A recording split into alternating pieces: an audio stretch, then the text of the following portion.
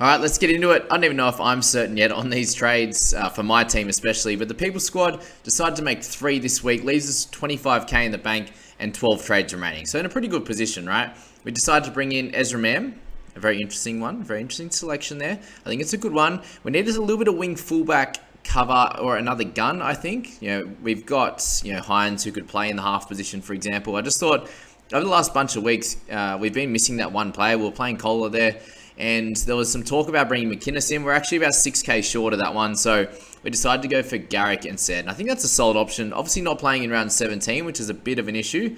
But you bring Garrick in and he can obviously do a great job and has the potential to score big like he did last week. And this is what our team needs. A bit of flair, a bit of Jamie Brown in their team. Thank you for the comparisons, guys. I still... I'm not going to believe it, but play on. We brought in Reed Mane as well. So Starling's out. We lose Isaac Tungo this week. And, that's obviously a little bit annoying because I think he has a great chance to score well this week up against the Newcastle Knights and then the Warriors. The next 2 weeks that's who the Panthers play. So if you're thinking about trading out Tungo or May or any of these guys, just if you're on the fence, I'd probably lean towards holding. But this is the way that we could upgrade Garrick and also get some money to upgrade to Reedy as well. So, man, we're going to try and loop him. We definitely will be able to loop him at a minimum. We've put Davy in the mids there. So the reason we do this, guys, is because they play the second game of the round. And we don't have anyone playing tonight who we can loop. So we put Davy in there. We have plenty of mid cover who will come straight in. So whether it's Crichton, Butcher, however we want to play this, they will come straight into the mids and cover that one. We will then get Ezra's score. Okay? If we want to. If we don't want to and Ezra goes really poorly, we can bring in Xavier Savage. We can't bring in Savage. He'll have to follow. But we bring in Kohler, for example, because Savage plays up against Ezra. Right? That's the theory with the looping there this week. This is the only way that we can do it. And if there's any late outs, then we can, we're set up nicely for if Cleary is out as well. So we've got the half cover in Mam, he'll just come straight in. And then if Teddy's out as well, then we have some cover in terms of Savage, right? So a few options there. Looks like Teddy will probably play. We're unsure on Cleary at this point. So across the weekend, we'll find out. Obviously, potentially today, it sounds like. But if not, hopefully tomorrow, and then we can change things according to that. So that's the theory there. In terms of our half cover, we spoke about half cover. Cool. That's the squad. We've got Papali'i, we got Reedy now. We've got plenty of guns. It's obviously just about making some cash now. We got rid of the Mr. Peoples, which was great as well. So we get rid of that red dot, which shows why we got, we had the 2 there with Peoples and Moale. So get rid of him now. That really helps us out going into the next few weeks. So that's the squad. I'm loving the look of our wing fullbacks. Loving the look of our mids and edges with Crichton, for example, or Tohu. We've got Reedy up there now, which is awesome. Dylan Brown and Cleary in the halves. We're looking pretty set to go on a big run with plenty of trades left in the bank. All right, that is the People Squad. Let's move to the head-to-head. Decided to use 3 trades in this one as well. So there's a very interesting one in the top left there. Let me know what your thoughts are on this one. Mr. Adam Reynolds comes into the squad. I've gone for a big splash in this squad. And if you are in the top 50, beware. JBFA head-to-head, Mr. Ruben Garrick himself is coming for you.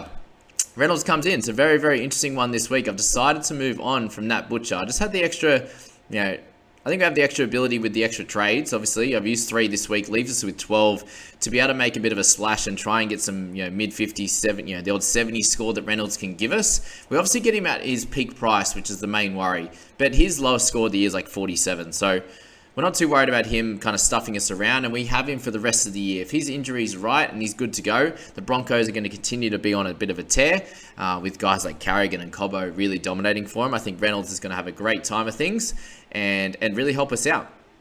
So in terms of other trade-ins, we decided to bring in Ezra Mam. Okay, so we did the upgrade of Starling to Reynolds. We did the downgrade of Butcher to Mam, and then we decided to get rid of one of our average players, and that was Karaz this week. So unfortunately, looking at our team, we got Karaz, we got Peoples, and we got Curdy Falls, who aren't playing, right? Well, Karaz is playing, but no, he's not going to be. He's not going to be in our team come round 17 because we're going to move him on. Or if he got to 400k, great. If he didn't, whatever. Peoples, I wanted to trade him out instead to Raymond Fatala-Mariner. I just think we're going to see some increased minutes from Raymond, and he could potentially be a 17th, 18th man come the end of the year once he gets closer to 80 minutes. So hoping for around a 40 score from him this week, and then we'll go from there. So I'm thinking I'm going to try and play him with obviously Peoples, Falls, and Cotter out. This was more of a play as well to get a decent score this week, around that mid-30s to 40, and just make sure of it rather than we're not sure how Kohler's going to go, for example. And Ezra Mann we're going to be using as the loop this week again, and we've got any of Kurt Falls or Peoples we can do. Yeah, to pop into that number 4 spot for Kohler if Mam goes well, and if he doesn't, we'll play Kohler there, and that's fine. So that's the main issue for us, is just that bench, which we will try and improve over the next few weeks. And the reason that the bench isn't as great, obviously a few of the trades haven't worked out too amazingly, but this starting side is absolute fire. We've got, you know, Burton in there, we've got Papali, you got Cook, you got Reynolds now to go along with Harris, Crichton, Teddy, Garrick, for example. So plenty going on, and we're hoping for a great game from Hastings this week in his return from injury. Well, obviously had the week off, but, you know, a couple of weeks now he's had a bit of a rest on that foot, and let's hope that he can do really well. And thankfully, you know, we're going to sit there with Cotter over round 15 and 16. We're going to have his amazing scores, and we're just going to hold him through. Hopefully he can play in round 18, but we'll have to wait and see on that one. It's great news that we see Payne Haas is going to be playing as well. So really the only worry here is just that 1 or 2 bench guys, and then 1 or 2 of the bench scoring this week. But overall, I think we're going to have a solid week, and if Reynolds can come out and dominate, or have a really good game against Raiders, which I think is going to be a close one, then that would be sick. And, you know, hoping for a Tedesco bounce back. And sorry for everyone that has him, almost everyone, if Cleary doesn't play, this team absolutely dominates. So that's the big thing to think about there with the head-to-head. All right, it's 59k in the bank for that one. My team. One boring trade this week. I found it so hard to decide this week. It was going to be 1 trade. It was going to be 3. And the 3, I couldn't get exactly who I wanted with the 2 trades, which is sad. Obviously, Starling to Reed. There was some chat in my head around Starling to Silva Havili. And just the 29 and the 35 really just, this just irked me out, unfortunately. So I decided not to go with it, because if I went to him, I would have been able to go to Isaiah Papali'i. And really what I'm hoping for now is that he gets in this team, is like a 55 this week. If Ice Paps can get somewhere like that, I'm completely fine with that. The other theory is I have a lot of actually decent players in this team. You know, pretty well covered across the board. I don't have anyone out at all. And my, average guys, let's say, is Ilias, Karaz, and Kohler there. So really set up decently well. I have a bunch of cut price keepers, and that's probably the slight issue. Is I obviously don't have the extra cash to get Isaiah Papali'i, for example, and playing Xavier Savage, right? I moved Hines up to half just for the issue that Cleary might not play. So hopefully we find out before that first game tonight, so I can lock in my captaincy with Hines, because the goal for Hines there is to have him as captain. And if I leave him in the halves position and then Cleary's out, it's fine, because I got Dylan Brown on the bench. But if I moved, what I'm saying really here is I'd rather play Penasini over Savage, right? At this stage, I've got Penasini in 5. I could potentially put Nat Butcher in 5, or however we want to play this, right?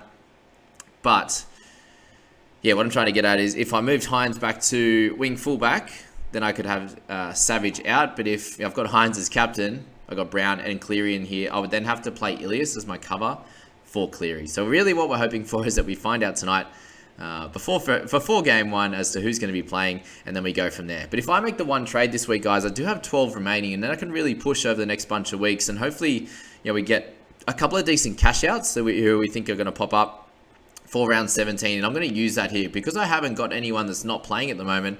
I can move on from Karaz, for example. I can move on from Kohler.